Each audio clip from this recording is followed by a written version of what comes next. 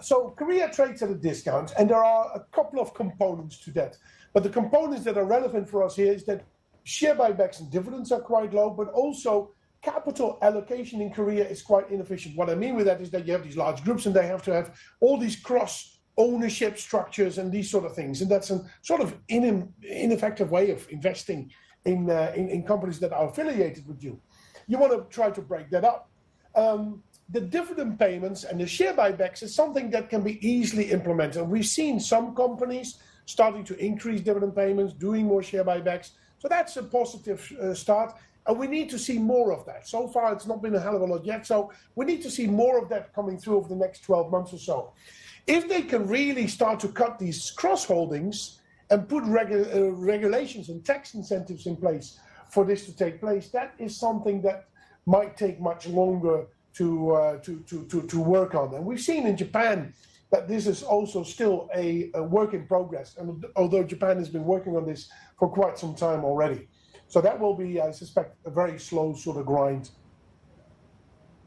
Yeah, many say Japan, it took 10 years, but South Korea will take less than that. And of course, cautious optimism is how I describe the street's view at the moment.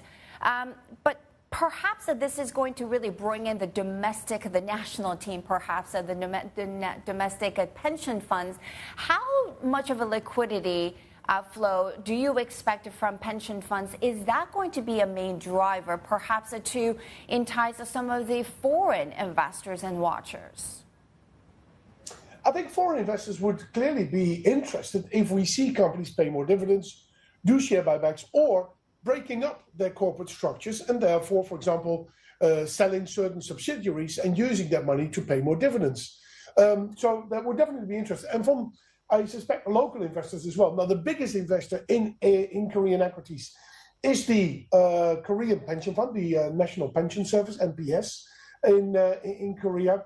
I suspect they would be quite happy with that as well. They have their own sort of pension liabilities, people that they have to pay. So if the Korean market valuations could go up and they get more dividends, I suspect they would be quite interested in this as well.